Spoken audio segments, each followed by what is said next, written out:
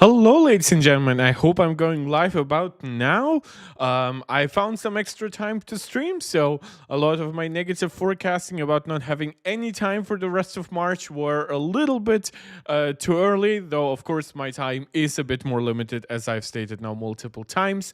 Still, I'm very, very glad to be here with you on a very, very momentous leak day in a way, because we're getting some of our most concrete iPhone 17 leaks we've gotten thus far, and we are getting in that part of the year where we're not just getting Mark Gurman stuff, we are getting dummy stuff from Sonny Dixon.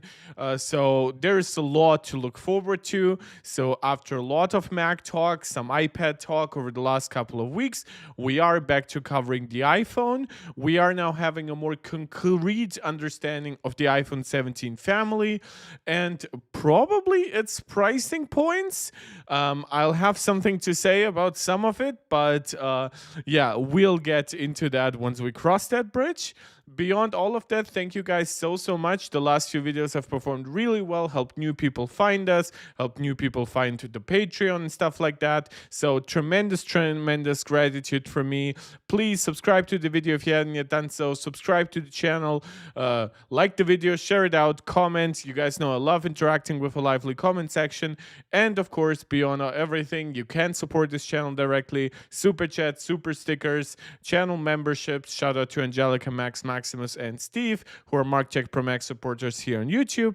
Or you can become a supporter on Patreon. There are a few different tiers there, including a free one just for you to get into easier contact with me. So there's also, by the way, one thing you will see for anyone asking doc questions throughout the streams.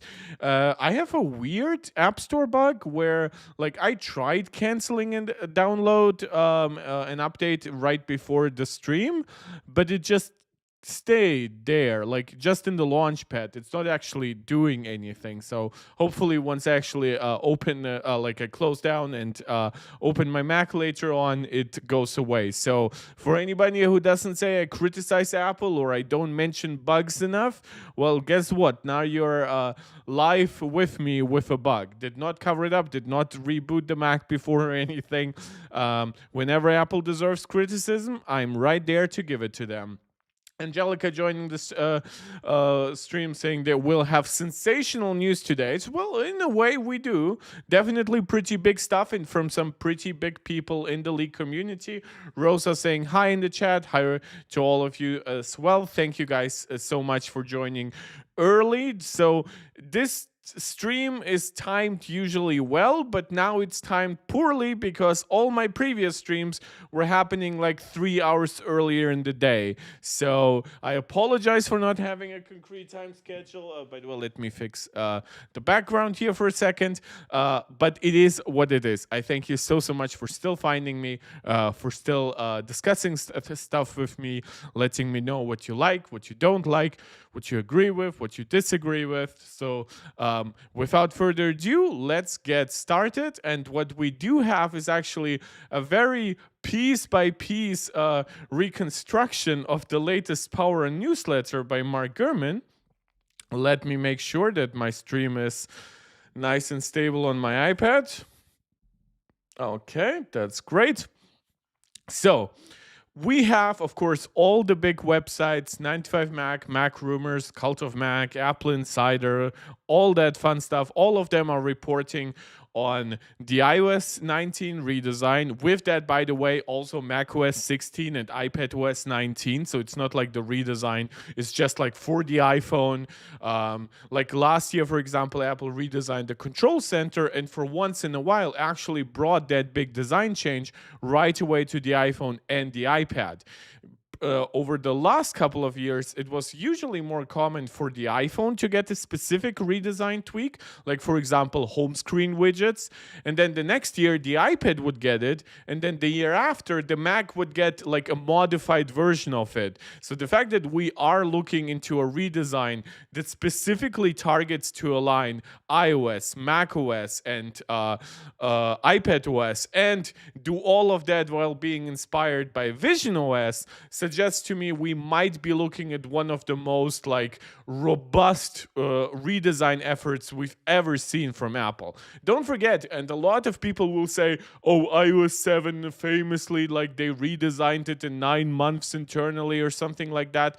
Don't forget, iOS 7 happened to be also like an iPhone release mostly. Yeah, it of course it came to iPad, but it had barely any specific optimizations for iPad back in the day. That was before even stuff like proper multitasking on iPad, and iOS 7 wasn't even that well running on older devices. So hopefully iOS 19 will not suffer any such fate.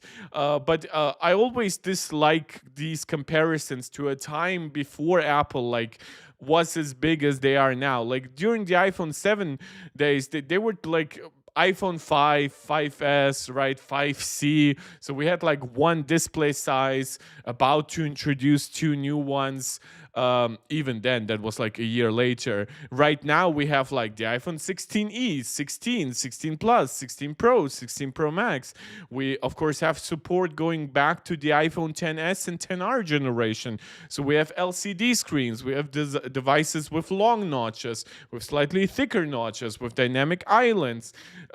Yeah, so I'm just trying to say Apple is very different right now, and that will result in Apple from time to time being technically worse in a way, like potentially having more bugs. Though usually I just tend to believe that people look at the past and with rose-colored glasses, and that's why they believe Apple didn't have bugs in the past, even though they're literally like WWDC keynote slides and iPhone presentation slides where Steve Jobs would stand in front of the projector and be like, oh yeah, and these are all the bugs we fixed. And somehow that was a positive back then, but yeah, it's a little bit messy, but we do have a lot of news to go through, and most of them is coming from Mark Gurman and his Power On newsletter. So let's get into it. Relay joining the chat, bro.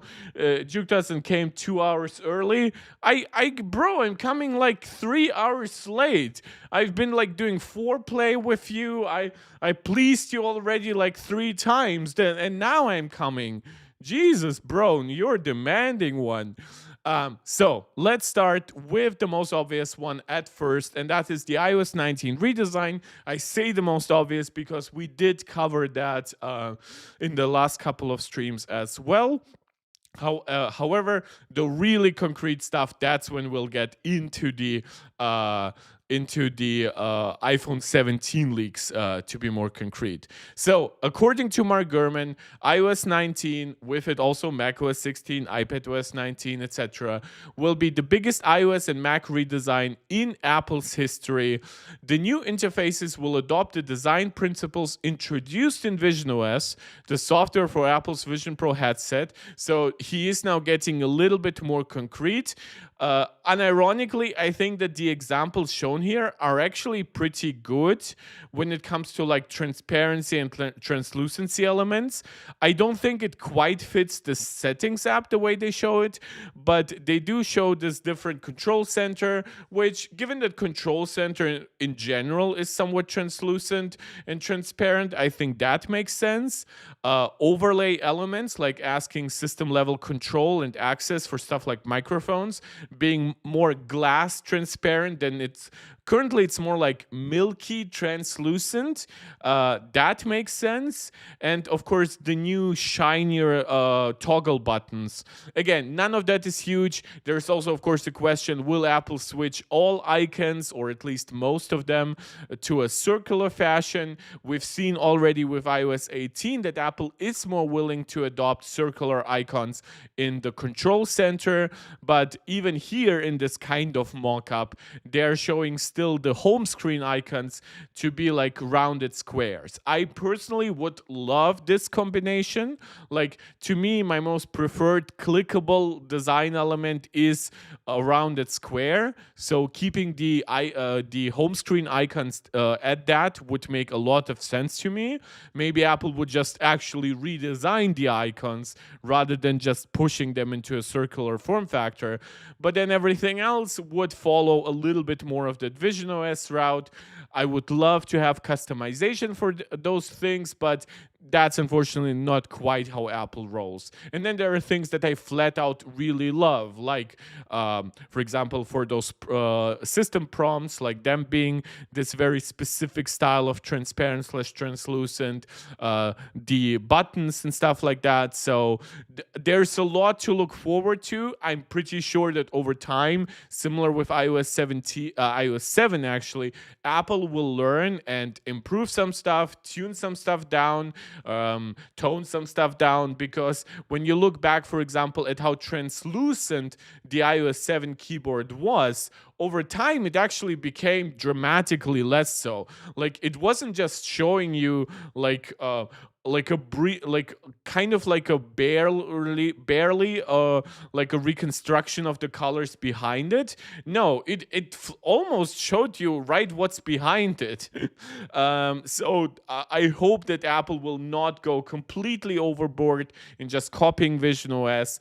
Don't forget that, of course, iOS, macOS, iPadOS, those are still operating systems designed for like a flat screen in front of your face, rather than Vision OS, which is like a rounded kind of screen because of the lenses surrounding your face. And of course, iOS, macOS, iPadOS, those exist on like this flat field, while Vision OS puts your actual operating system on top of a video throughput feed, right? So it's very different. FRKM, is it possible to change the screen to an AMOLED screen? Which one? There are plenty of devices inside Apple's family that have OLED screens. AMOLED just stands for active matrix. That means the touch layer is integrated. Is the iPhone Ultra leak reliable? We heard the same last year. Sony Dixon is actually reliable. Yes, I do not use just random guys posting shit. In fact, I'll give you a brief preview, which is, for example, I do see stuff like this too, but it's a much smaller sort. So I've seen some people who I follow or who follow me retweeting this. So, and this supposedly is the iPhone 17 Pro Max housing. By the way, one thing that would make sense with this leak is actually the fact that there's like an indent for the protrusion, which would line up with my prediction that Apple is using the new camera island, I guess. I mean, it's a huge island at that, to also maximize internal space, right? If, for example, the iPhone, the cooling of the processor starts right here, right? Like, Apple could technically put the thickest part of the cooling right there and be done with it, right? It would work way, way better, especially since we're rumored to get a vapor chamber heatsink. Now, again, and by putting more components, potentially like the processor cooling up there, because now you have more space there. Now that leaves us even more space for components like the battery down here, which of course, not only would we have percentage-wise more space for the battery, but we would even have like also the thicker chassis to actually accommodate the larger battery. So in theory, Apple could offer a gigantic battery capacity increase, even on the Pro series, even without switching like technologies like silicon carbon. Always try not to say silicon carbide, because that was something wrong that I picked up from Mark Gurman. But yeah, let's actually continue with the iOS 19 redesign. So of course, websites are still like putting it into the context of like the camera app redesign that we saw from John Prosser, for example. Again, there is the rumor, there are all those drama stuff surrounding John Prosser, so maybe in time I'll find it in me to cover this, but right now I just don't feel like covering drama. Like, I like that we are actually getting like new Apple products, right? 2 new iPads, 2 new Macs, the reviews for it, and now leaks for the new iOS design, the new macOS design. I get far, far more hyped up for all of that. So yeah, then you have here, of course, the this very specific like glass-like translucent element. Have like I believe we had some shininess, but yeah.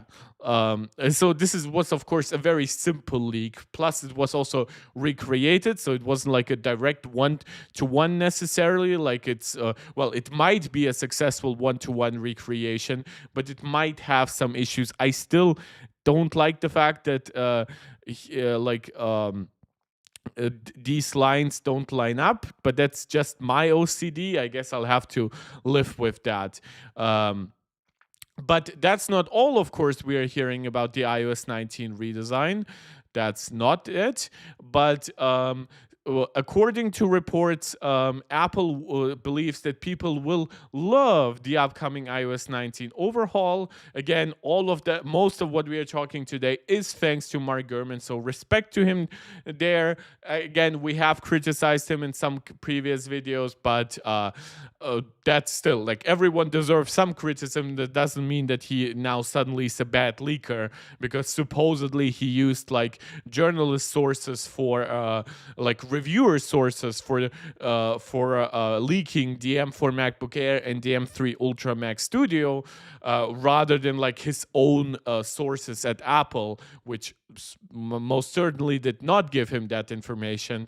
And while that deserves criticism, we still are pretty reliant on him as the prime source when it comes to all Apple leaks and rumors. So iOS 19, iPadOS 19, macOS 16, biggest revamp since iOS 7, most significant upgrade to the Mac since macOS Big Sur. And according to Bloomberg, Apple executives are confident that users will love this Vision OS inspired design. According to Mark Gurman, the new interfaces will adopt the design principles introduced in Vision OS, the software for Apple's Vision Pro headset, that includes greater transparency and new types of windows and buttons, and that should make all Apple devices feel more consistent and familiar. So what's interesting here, he does not specifically talk too much about stuff like icon shapes, like circular versus rounded squares, but it's still very interesting to see that. Like, at least stuff like windows and buttons, yes, that's a very superficial description of the changes, but it's better to have that than some of the previous Mark Gurman leaks, which, to be just mild, they weren't very, very precise. By the way, guys, we have a few people watching. Please leave a like if you haven't yet done so, and let me know what you think. Let me know what you're most looking forward to. Let me know where you might agree or disagree with me on certain topics, like, for example, the all that Siri debacle. We'll get to that a little bit later on. It's more drama, so I wanted to start this channel with something more leaky rather than more dramatic. But you can let me know how you feel about the AI Siri delay. So Apple executives reportedly believe that users won't take issues with it, with obviously being a big redesign, because yes, and this is something that Rene Ritchie always liked to remind us about, which is that people get very attached to their design principles, be it in hardware or in software, and it's sometimes is just jarring to get a big redesign and suddenly not feel as familiar with an operating system, with a device that you have used for years and even decades. So, but according to Gurman, Apple is not afraid of that, saying despite the risks involved in major interface changes, top Apple executives say they're confident the users will love the new look and feel. The trick is creating something that appeals both to the hundreds of millions of current users and the new customers that Apple hopes to add in the coming years. So that to me makes absolutely sense. Apple will simply has such a big obligation to hundreds of millions of users, but also to their shareholders to not screw up that relationship with hundreds of millions of users. I don't think they will redesign the system so drastically it suddenly feels unfamiliar. But if you're somebody who really liked the vibe of Vision OS, which I have always liked, and I hope again Apple does not adopt it to the nth degree, but just like takes smart inspiration from it. But if you are in that group, you will probably love it. And if you're just a regular user, you'll probably learn at least to like it, given that I don't see any truly bad choices going on here. Like sometimes when you actually look back at the beginnings of iOS 7, there was a lot of like translucency elements that kind of weirdly overlapped. And of course, it created performance issues, even potentially on older hardware.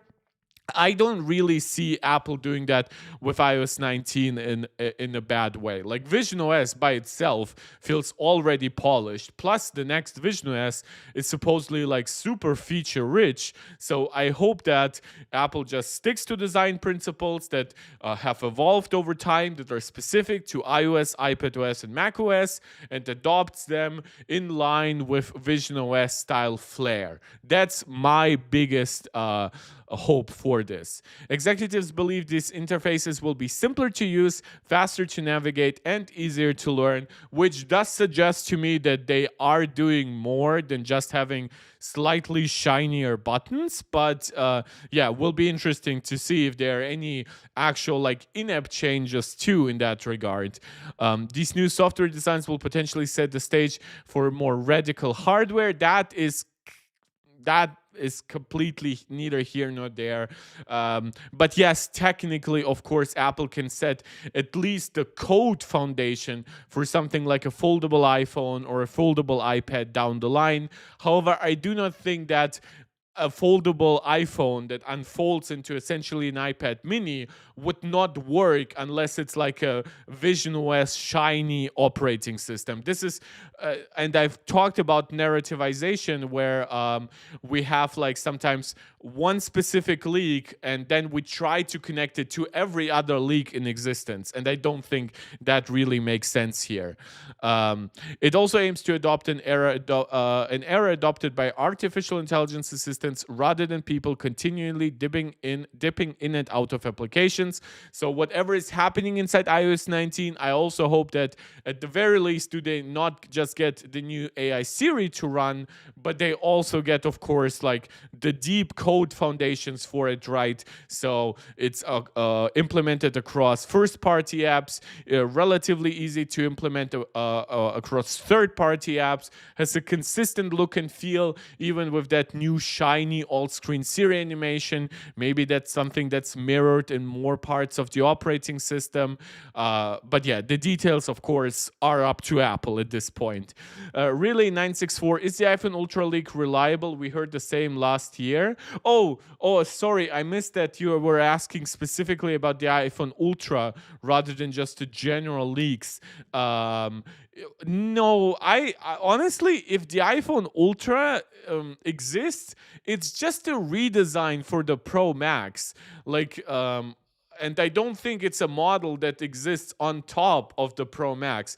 Because don't forget, this is the rumor that birthed the iPhone Ultra. It wasn't just that the Pro Max would get a rebranding, because a rebranding is ultimately meaningless, especially if you're like a tech enthusiast who decides by hardware itself rather than by what the hardware is called.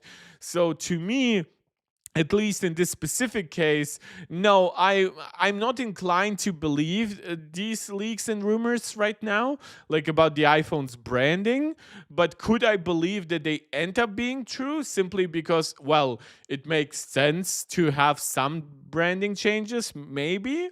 But yeah, it's not something that I specifically focus on too much. Even in this, in the title of this video, I focus more about the iPhone 17 Air than I did the Pro. Well, I hope they don't increase the cost to like $14.99.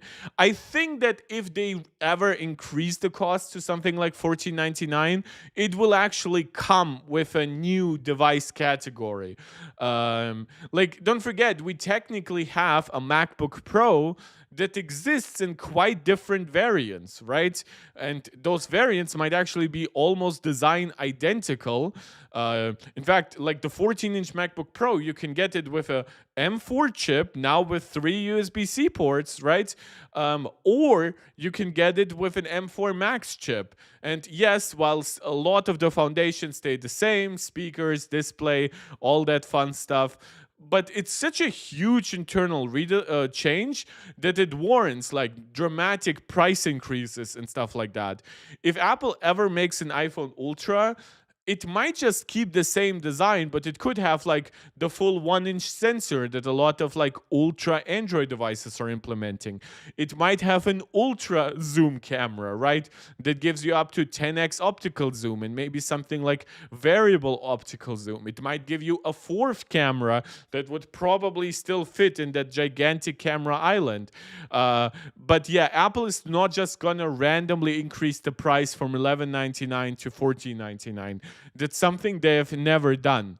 Even when they increase prices on devices that aren't technically rebranded, like when you think about the M4 iPad Pro, for example, they do that with the launch of dramatic hardware improvements, going from M2 to M4, going from LCD mini LED to tandem OLED, that new super thin design. I still think the iPad Pro, by the way, should be cheaper, even with tech like tandem OLED.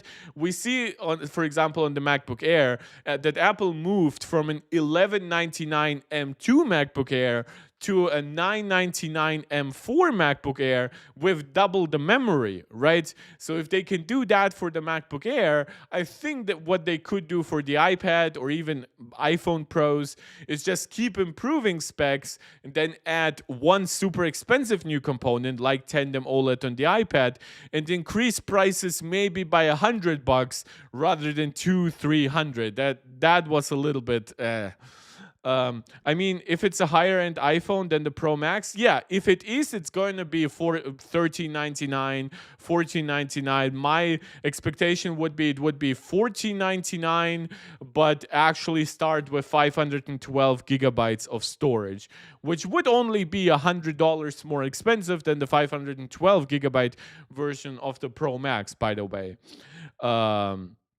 Yeah, and it could reach price points where it doesn't sell well, but also like an iPhone Ultra to me in the current like predictions that we have, like we already have the iPhone Air being introduced this year. So this is where the marketing will focus on. And then we have next year supposedly a foldable iPhone. And then the year after that, we're supposedly getting a foldable iPad.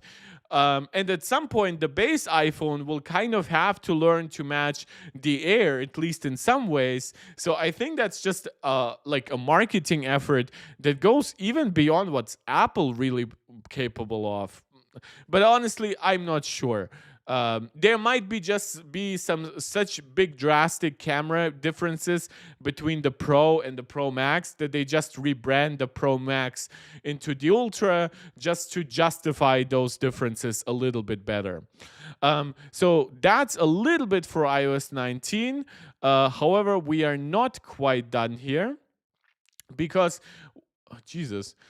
Because we are also talking about the functionality of iOS 19, right? And that has to do, of course, with the delay of Apple's Siri virtual assistant. We have gotten reports from Mark Gurman about supposedly an in-house meeting between Apple's executives and the AI team. And supposedly the details of that have leaked to Mark Gurman. So this is a summary here by Daring Fireball's John Gruber.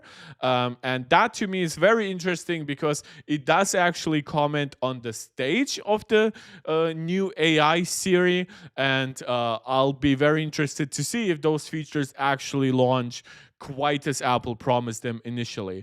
Pro Max is so overkill for me. A 16E with 120 Hz display would fit 100% of my needs. Well, then you are not looking at the 16E with 120 Hz. You're looking at the base iPhone 17, which at that point it will have way better cameras than the 16E. It will for a while also have a better chip until we get something like the 17E.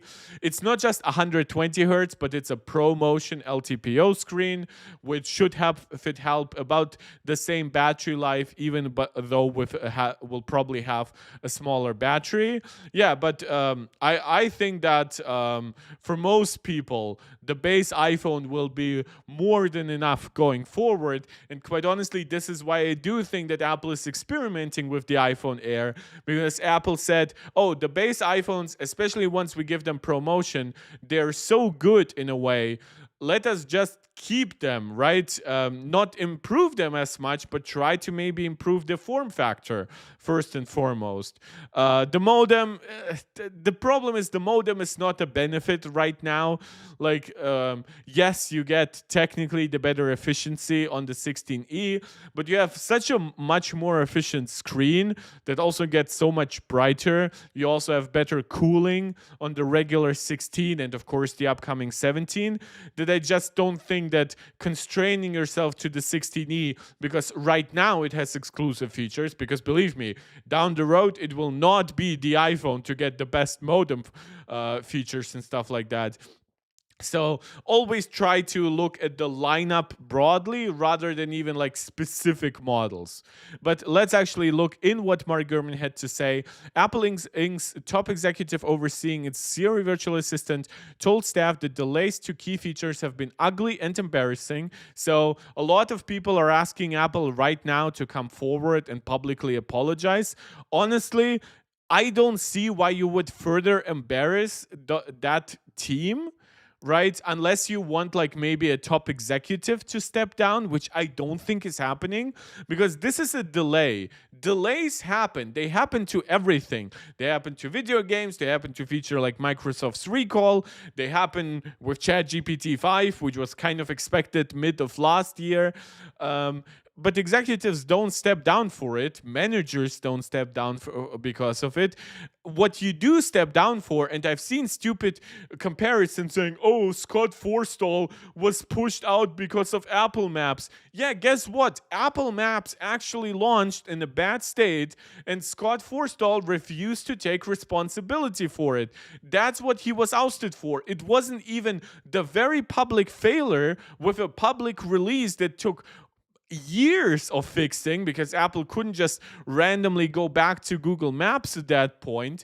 It recommended people drive into the middle of the desert and down from bridges, and people are comparing it to the non-launch of AI Siri. Yes, the marketing team went overboard. They marketed stuff that clearly wasn't there yet.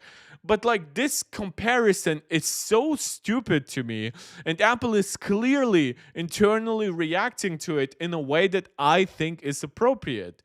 And they're also criticizing their own decision to publicly promote the tech before it was ready, which made matters worse, which to me is the absolute correct takeaway. Because I do believe that if they had just promised these features and eventually delayed them without ads like the one with Bella Ramsey, even if you still kept that on the Apple website, honestly, I don't think it would be too bad. Like, think about, for example, the new CarPlay, right? Which has been rumored for like years at this point. Like, and I mean, it has been pre-announced. But it's not Apple's fault that it's not getting its way into cars. Car manufacturers have become surprisingly stubborn in adopting like CarPlay and even Android Auto as like their main UI elements. So Apple has CarPlay, and the manufacturers could implement them as like basically the main UX for their cars. But they don't. Instead, they keep implementing it the way they always have, which is like a more simple overlay that doesn't give you quite all the system level controls. And in fact, if you have multiple screens, you or one very big screen, you kind of don't need it. You just put CarPlay on one, that's where you manage all your apps and stuff like that. And then on the other side, you have like your speedometer and shit like that. You have your controls for the actual like car features, your cooling, your heating. So some stuff can be delayed, some stuff might never see fully the light of day, and it will not warrant like people getting fired for it. And I don't think that the Siri delay is a reason for that kind of reaction either. Robbie Walker, who serves as the senior director at Apple, delivered the stark comments during an all hands meeting for the Siri division, saying that the team was facing a bad period. Walker also said that it's unclear when the enhancements will actually launch, which to me makes a lot of sense. After the delay, you really cannot allow yourself to launch it in anything but a near perfect stage. According to people with knowledge of the matter who asked not to be identified, sure.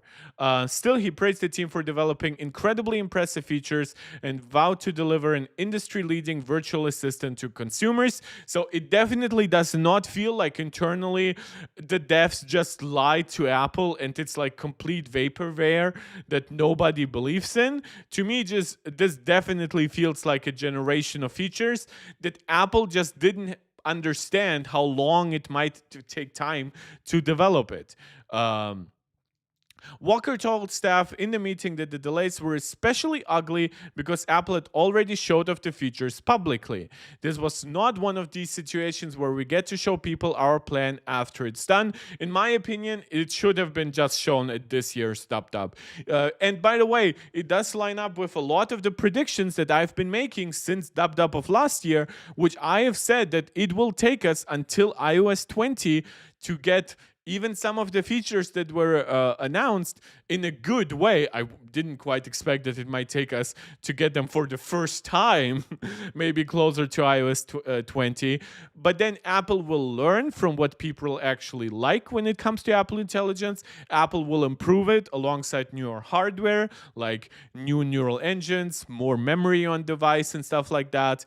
And then by iOS 20, we'll actually have a launch that very comprehensively integrates Apple Intelligence with an understanding of what people actually like when it comes to Apple Intelligence.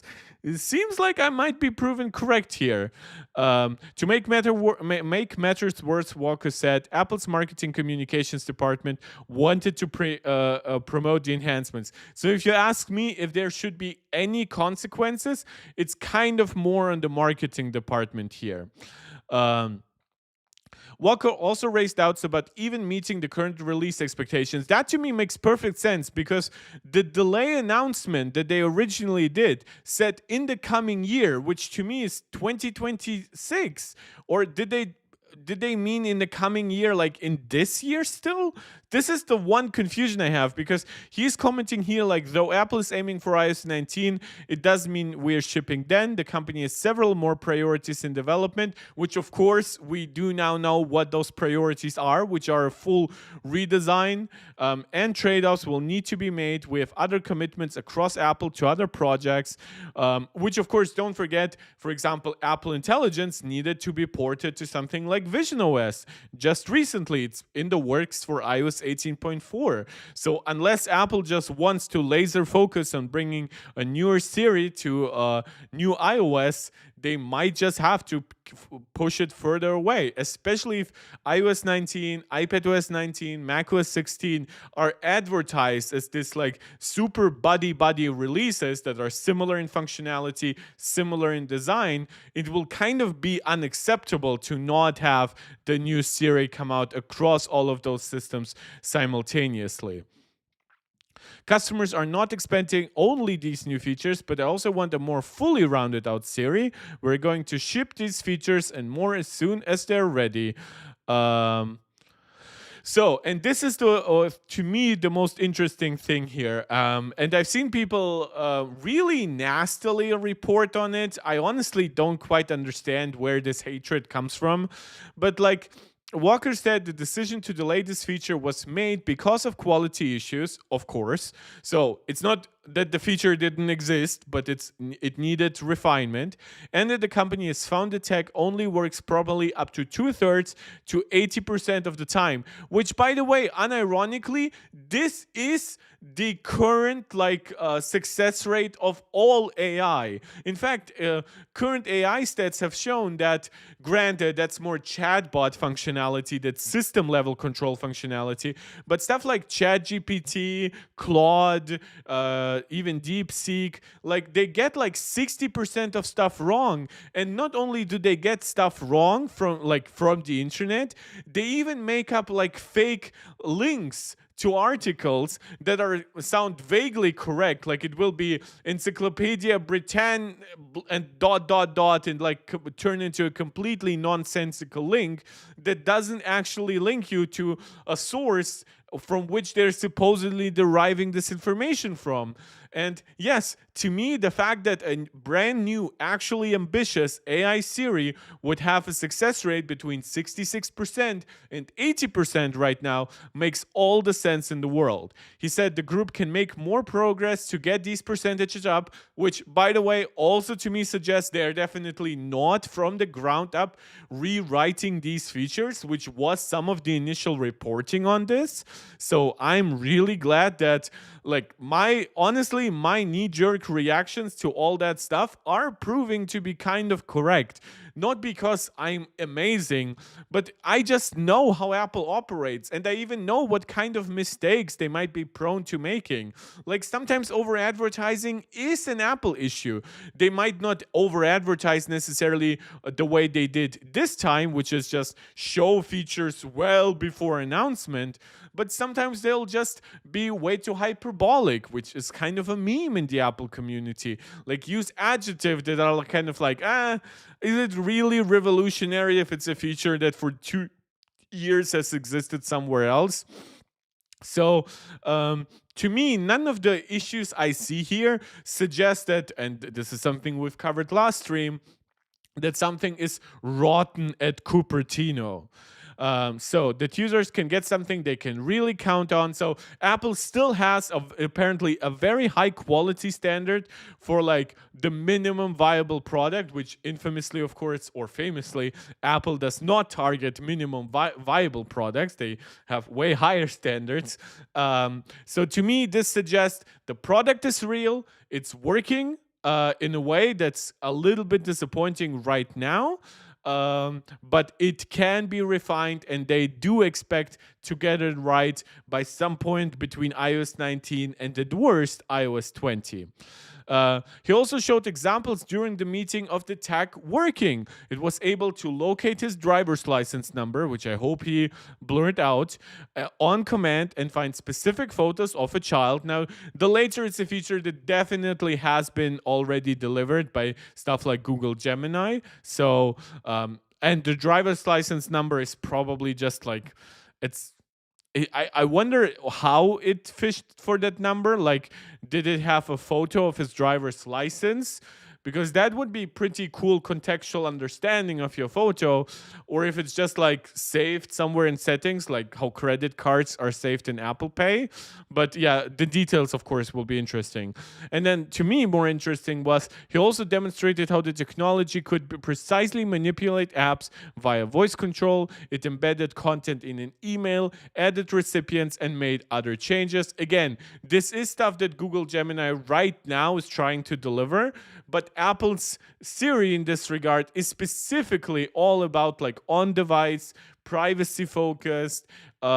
So very, very much a different technological hurdle than running it on the cloud and then using just like on-device indexing to work through data. You can argue whether or not Apple should switch to have this Siri rely more on their private cloud compute server infrastructure, but to me, it just makes sense that Apple still tries to go with on-device processing.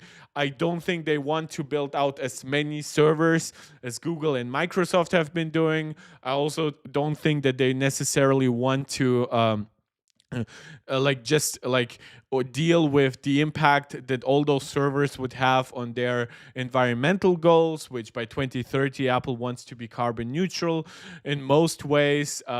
So yeah, to me, plus like this year we are getting iPhone Pros with 12 gigabytes of memory. Down the road we might get 16 gigabyte of RAM on iPhones. We already have 16 gigabytes on the higher storage versions of the iPad. So at some point, even right now, if it might still be challenging to implement those features on device, down the road we will have, for one, better software, but also better hardware to actually make this true. Um, Walker said that some staffers may feel relieved over the delays. If you were using these features in the build, you were probably wondering, are these ready? How do I feel about shipping these to our customers? Is this the right choice? He added that some employees might be feeling embarrassed. So, of course, that to me all makes sense. He basically addressed the emotional impact on it. He gave some brief preview of when to expect it, or maybe not when exactly to expect it. He showed off the actual features, proved that it's not actually like vaporware, gave even a broad understanding of how well these features currently work. And to me, honestly, for a feature that's being delayed, that is pretty ambitious on behalf of Apple. They're later to the AI market. They're trying different things with on device processing and a bigger focus on privacy. Quite honestly, I can live with those problems. If some heads have to roll, do it in the marketing department. I don't think this is the time where you want to lose any people and you want to discourage anyone working on your AI teams. If at some point down the road you might have to maybe switch the lead executives like Jean Andrea, that's up to you. But honestly, right now, nothing to me suggests that. And again, something is rotten at Cupertino. But that's about it for iOS 19 as far as I know. We covered the design, we covered the Siri features that we were kind of supposed to get already, but now we are more likely seeing them in iOS 19.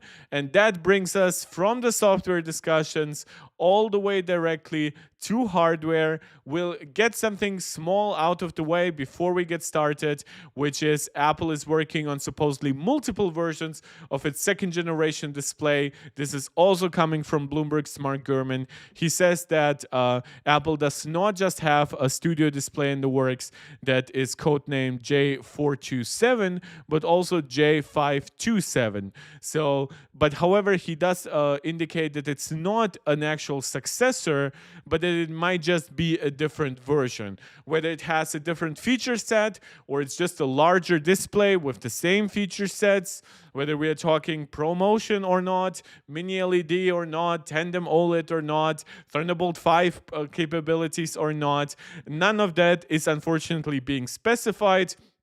It is also possible that Apple could be targeting to release two studio displays, which, I mean, if you just think about the monitor business, having a 27-inch version and the 32-inch version, for example, would make all the sense in the world. However, we simply do not know. And we are still a bit away from the J427. So whatever happens here, we'll have to see how it ultimately pans out. Why is there no watchOS 12 Series 11 leaks? Honestly, I believe that it just has to do with like where leakers prioritize their sources. And the watchOS teams, the tvOS teams, for one, they are smaller. The dedicated teams, obviously, the overall software effort is shared by a lot of developers. And there might not be a huge redesign right away for those quote unquote smaller operating systems.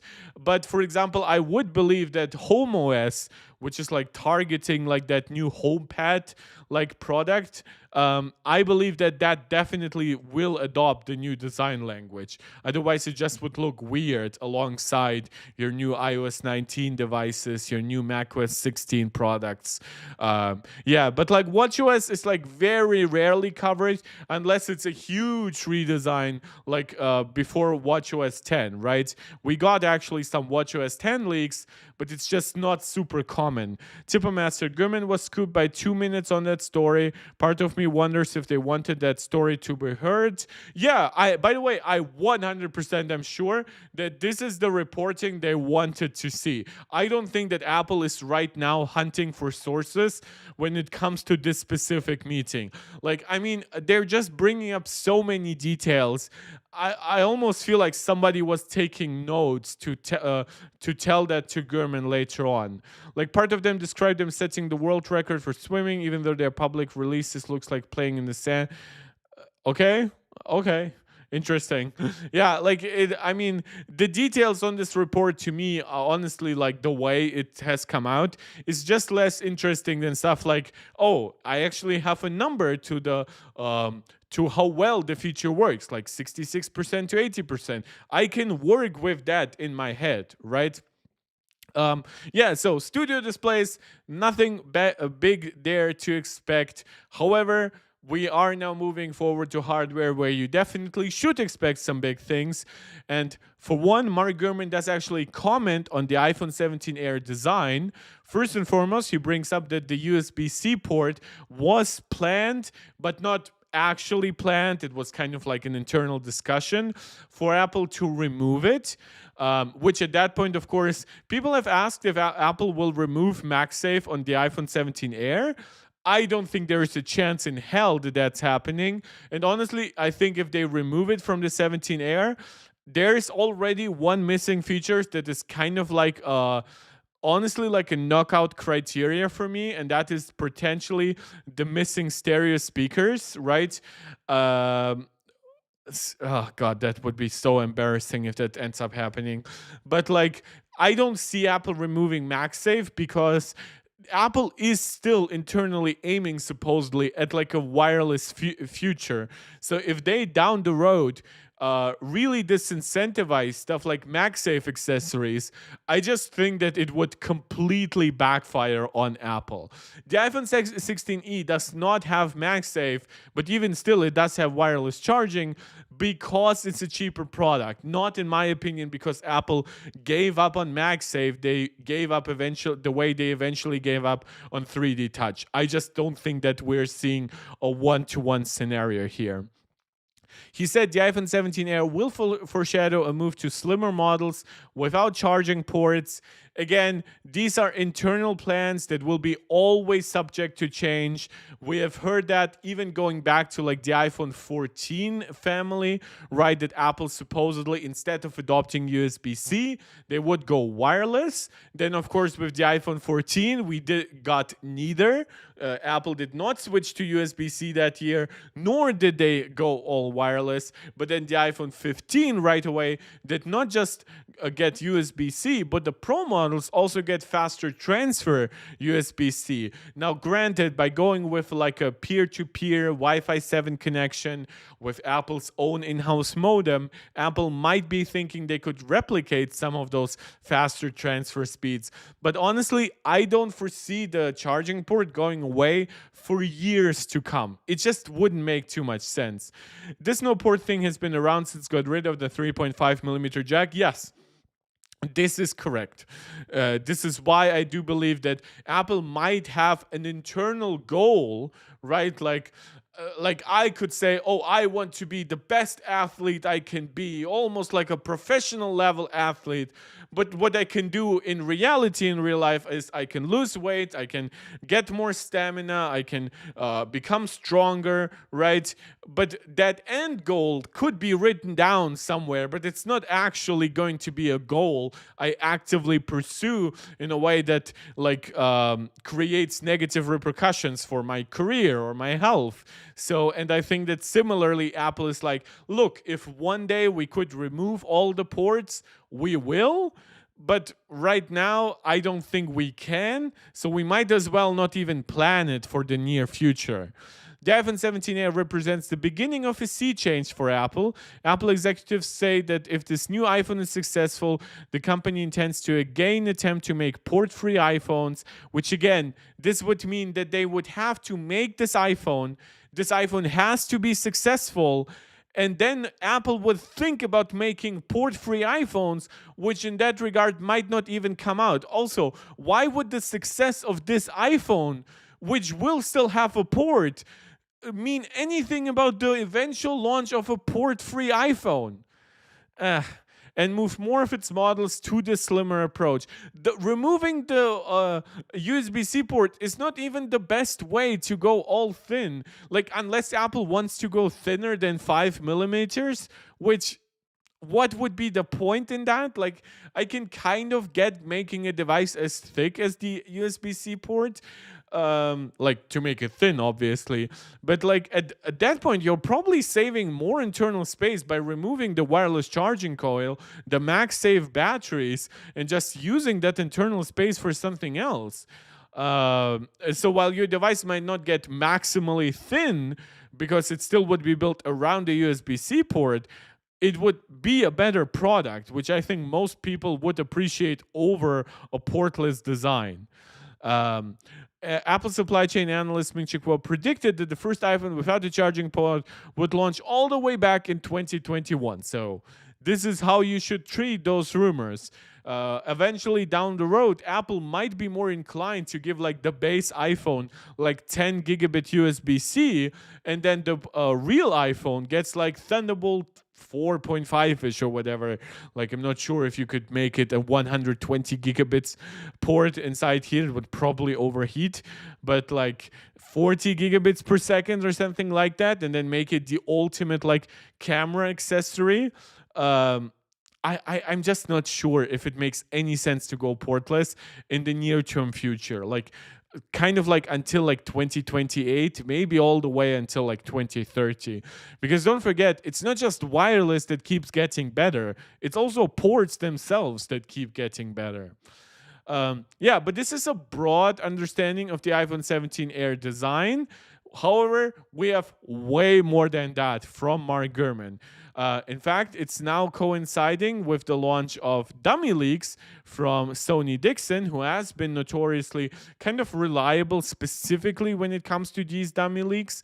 So let me try to combine these two reports together.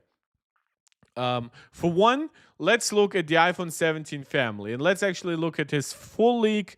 I already covered this where I said, oh, you would be getting some internal space back with basically the indentation on the inside. But let's actually look at this family. So you see the very pronounced camera bumps. You see how huge the camera bump relatively is on the 17 Air, and that's of course because if the camera is supposed to be similarly thick as the one on the iPhone 17 at that point, which I assume they're probably targeting about the same. They're probably targeting about the same main camera, would be my assumption, and we'll also get later on to why I think that's happening. But you see that to get to the same end thickness of like almost a centimeter, going up from a 5.5 millimeter thick device instead of an 8 millimeter thick device, that makes this bump just look really, really huge. So I hope they really find a way to make this camera design balanced. Now you could say you get some benefit, like you could put your finger right underneath it. I've seen some people criticize this design that you will be accidentally covering up either your camera or your LED flash. I honestly don't think that either of those will be such a big deal. You also have, of course, MagSafe across all these products. So that, at least to me, suggests that this is not an area where Apple is willing to compromise. Then, of course, we have the main iPhone 17, which keeps up the design of the iPhone 16, which people really liked with that dual camera layout, the separated LED flash, of course, still MagSafe.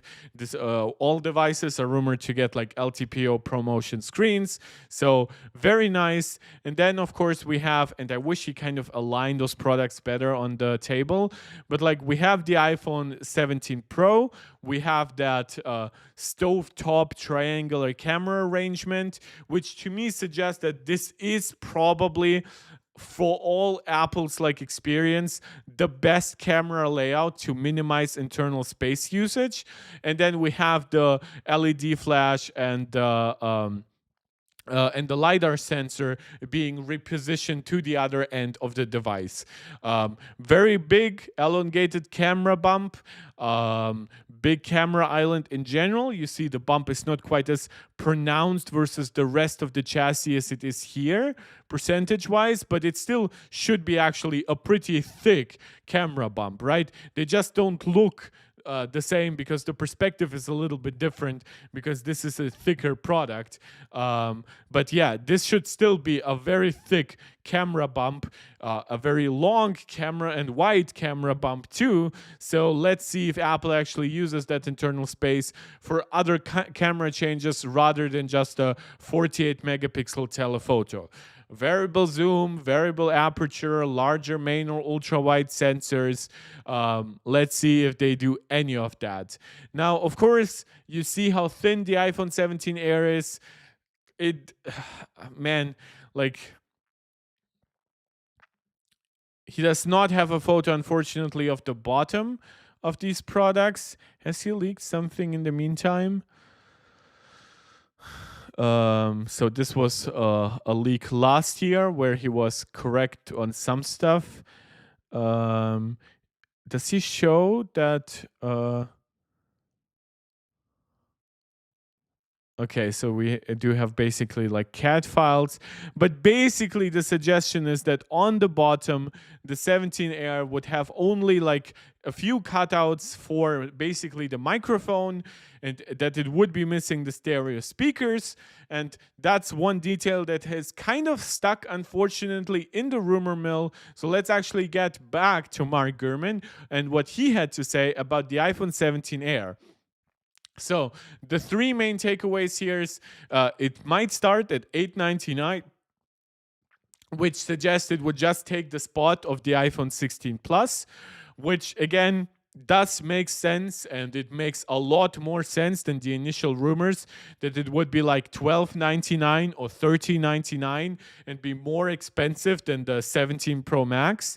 It will have surprising battery life, and it will inherit all the major changes that we have gotten over the last couple of years, like the action button, like camera control. So this is not a product that's like a weird mishmash of older features to make it thinner and lighter. This is a product that aims to be thinner. I'm not even sure how much lighter it is going to be, but it's not going to be as big of a compromise as some people feared. So $899 price point to me suggests that, of course, that would leave the base iPhone 17 most likely still with a $799 price point, which for a device that finally gets promotion, in my opinion at least, would actually be a pretty killer price. I think it would also more easily justify the $200 price difference between currently the regular iPhone and the iPhone. What it means for the Pro models, whether we should expect a price increase on those, we are not getting comments in that regard. Despite its rumored ultra-thin and lightweight design, Gurman said that the iPhone 17 Air will provide battery life that is on par with current iPhones. That, of course, is not saying too much because technically, of course, we do have like decent battery life differences between something like the iPhone 16 and 16 Plus. My prediction is that it will sit in battery capacity somewhere in between those, right? If we have around 3,600 milliampere hours on the iPhone 17 and then 600, iPhone 16 Plus battery capacity. Yeah, 4674. So if it sits somewhere in between those with the iPhone 16, that would be what? 3500-ish? No, that's a weird rounded number. 3561 to be more precise. So that's basically like, if you just break it in the middle, that's 4100 milliampere hours. I think you can absolutely do that with a silicon carbon battery. You might have little internal space, but and don't forget, if you make your device like 20% thinner, you don't really just get 20% less volumetrical size for the battery. You get like potentially like 30% or more cut off from your battery volume, because you cannot really make the screen that much thinner. You cannot make the external glass that much thinner, right? The other components that it shares the device with, well, I mean, you can remove the bottom speaker, which I'll get to that, even though I've kind of gotten to it multiple times already. But like, your battery is more impacted than basically everything else, because it is the one component that is most likely to change in size. But given that we have gotten rumors that this will be a silicon carbon battery, if you think about that, the technology offers roughly a 15 to maybe sometimes even 20% increase in capacity density. I could see it having realistically almost the same battery life as the iPhone 16 Plus. It has a slightly smaller screen. It is an LTPO screen. It will have more efficient components like Apple's C1 modem and Apple's new Wi-Fi modem. So if across the board it consumes slightly less power, which I actually assume will be the main focus, because there's, even if you go with a vapor chamber design, you will not get this device to use more than 5 watts at one time, and you probably would want to keep it more around 4 watts. So at that point, you're not looking at like a device that could house the A19 Pro. It would probably throttle a little bit faster, even with a vapor chamber. At least that's my prediction. But then again, we do not know how good the A19 chip is, and Apple might differentiate the A19 more from the A19 Pro than they even did the A18 with the A18 Pro, right? We have, for example, less cache on the A18 versus the A18 Pro, and that leads it to also like a little bit lower frequencies. But Apple could create like a raw 10% different in peak clock speeds, right? They could still target like 4.1 gigahertz for the A19 and just maybe improve some IPC stuff.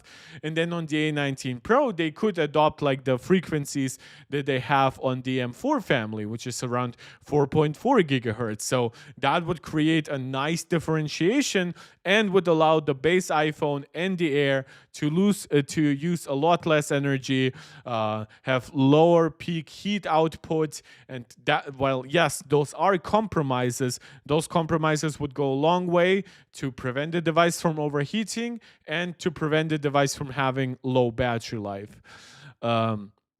So unfortunately, though, of course, Gurman did not clarify which product he's specifically comparing it to. My expectation is expect somewhere around battery life of the regular 16 to maybe a little bit closer to like the midpoint between the 16 and the 16 Plus. I do not necessarily expect it to have the same battery life as the 16 Plus in most scenarios. Now, could the C1 and the Wi-Fi modem actually like turn out some incredible results? Sure, but don't forget, even though the screen will be more efficient thanks to being LTPO, this screen is also going to be ProMotion. So that is a little bit more work for the processor. It's a little bit more power consumption still from the screen, at least closer to its 120 hertz peak. So don't necessarily expect this device to beat like the 16 Pro Max in battery life. That's all I'm trying to say. Don't they already do that on eCores? You mean like different clock speeds and stuff like that? I mean, eCores are just very, very like variable. They just adapt. But I'm not sure if eCores are meaningfully differently clocked between products. If anything, it makes way more sense to like differently clock the P cores. What you do get though, sometimes you do get different like multi-core clock speeds, of course. But that's a mix of different clock speeds on like the secondary P core and all the E cores, and of course on the Mac that's even more pronounced because you might have like the M4 Max and the M4 Pro, right? And they might sit in a product with roughly the same cooling and the same battery life. So you would probably try to have a very different mix of like clock speeds between each cores to still give you similar results. But yeah, I'm not sure how much Apple tunes the e-cores like per device. If anything, it makes sense for the e-cores to kind of be the most consistent thing.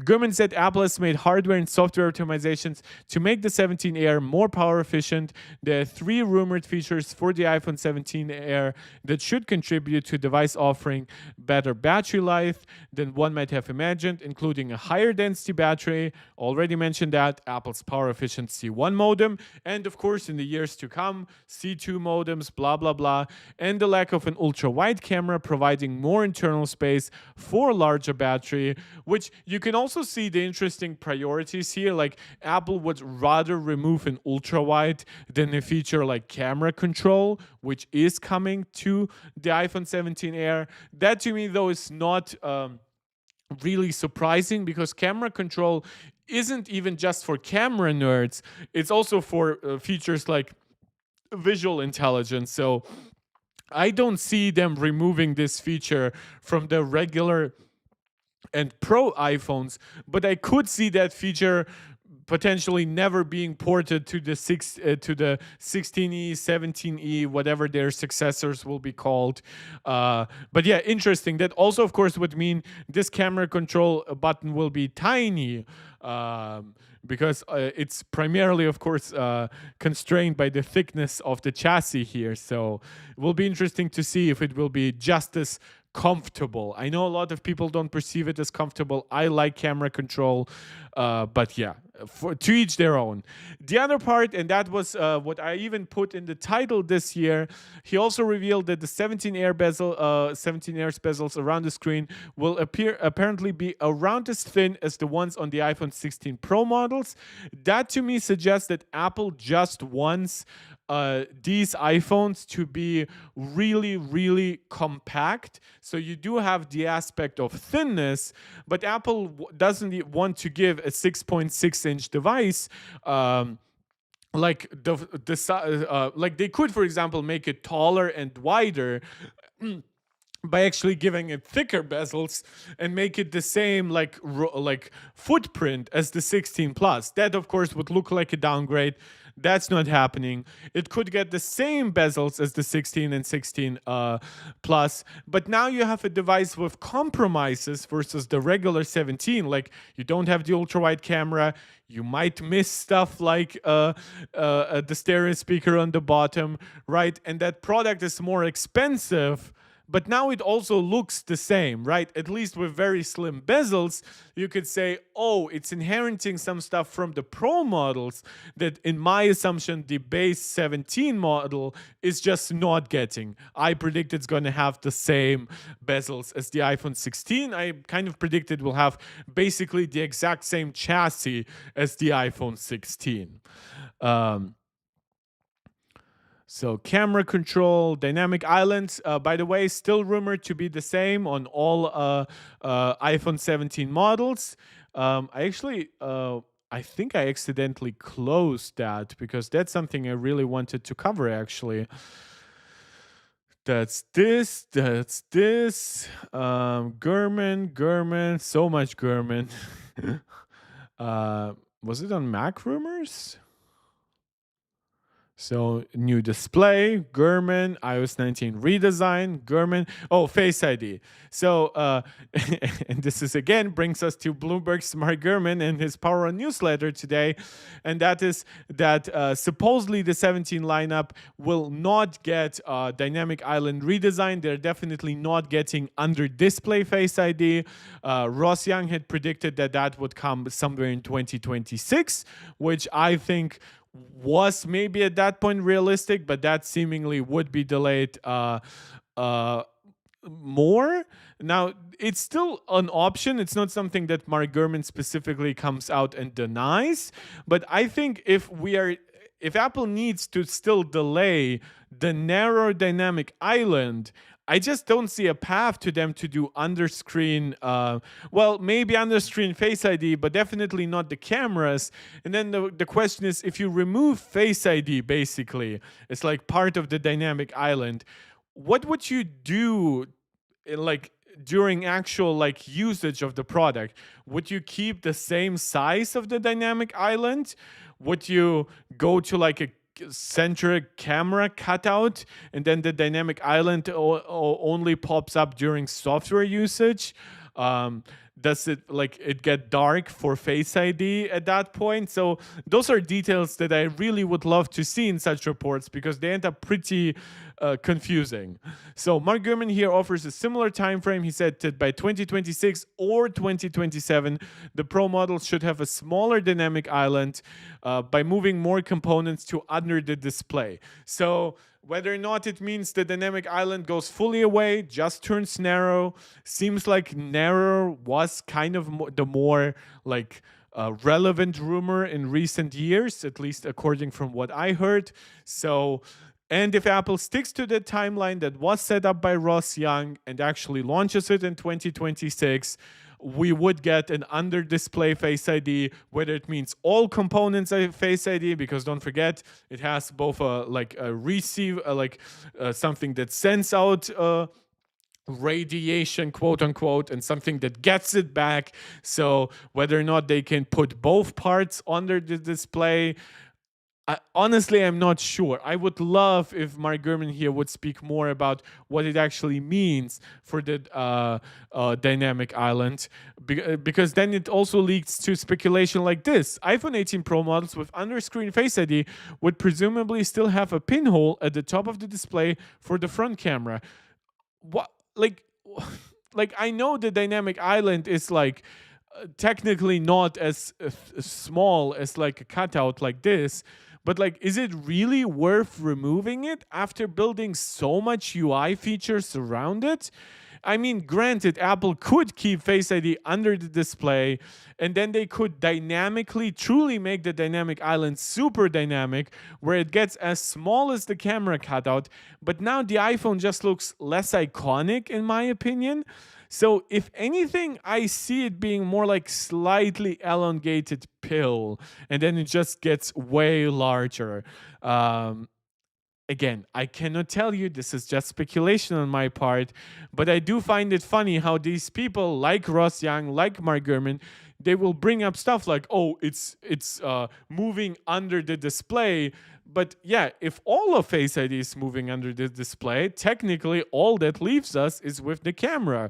Why would we have a narrow dynamic island if the part that makes the dynamic island elongated at all is Face ID? But yeah, we've also had like some weird leaks and rumors about like a meta lens arrangement that would allow the dynamic island to get narrower this year. This is not getting addressed, unfortunately. In the past, Young has said that he expects iPhones to eventually have both underscreen Face ID and underscreen front camera. This, by the way, I fully believe that this is one of those features, especially the underscreen front camera, that might be technically feasible. I mean, we have seen it on laptops now, on foldables especially. But if you actually target a good front camera, which Apple is actually improving the front camera this year, they're moving to a 24 megapixel front camera up from a 12 megapixel front camera. Now imagine killing all that extra quality you might be getting, because now you have to put it beneath actual pixels. And again, like, would this lead to a true all-screen design? I don't know. Would Apple keep Dynamic Island just around in software, or would they move entirely away from it? Would they do like what Samsung does and keep like live activities always in the bottom or something? I'm not sure. This is legit something that I would love to hear more details from these leakers. But alas, all we get is Apple is kind of on the path to putting Face ID under the display. That could mean a narrow dynamic island or the move to a full cutout front-facing design. And then down the road, Apple hopes at some point to remove or to basically make both Face ID and the front camera invisible to the user. So, however that plays out in the real world, whether some stuff ends up being delayed, as we have obviously seen, which happens with stuff like Siri, that remains to be seen. Under display is years away. The front camera on Red Magic is only acceptable to gamers. Yeah, and on laptops it's even worse. Like we got like one laptop that doesn't actually like make the front camera too blurry, right? Sorry, not the camera, actually, the results. But it doesn't look like there is an under display camera there at all. And it does it by keeping pretty much almost the same sub-pixel layout as it does on the rest of the screen, right? Which, if you don't know, for example, the way that Samsung does it, the way that Red Magic does it, they actually like have a very low pixel dense arrangement on top of that. Otherwise, it just wouldn't work. But if you do it with complete like regular as pixel density, which by the way is higher on smartphones than it is on laptops, you end up with such a messy image, a purple sheen to it. It's not sharp unless you do a ton of over sharpening. It does not react well to changing light sources.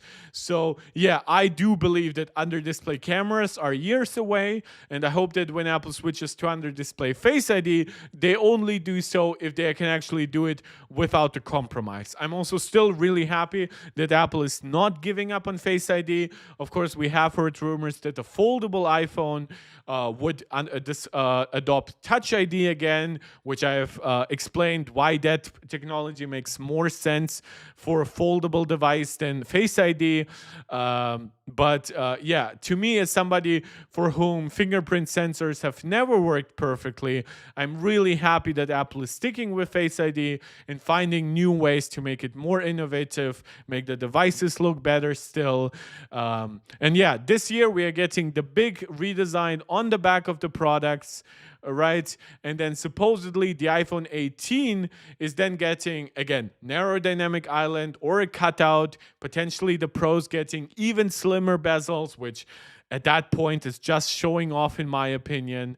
But yeah, it's very interesting like how far we have definitely come from like the home button days, then the home button Touch ID days, and even stuff like the original iPhone 10 design.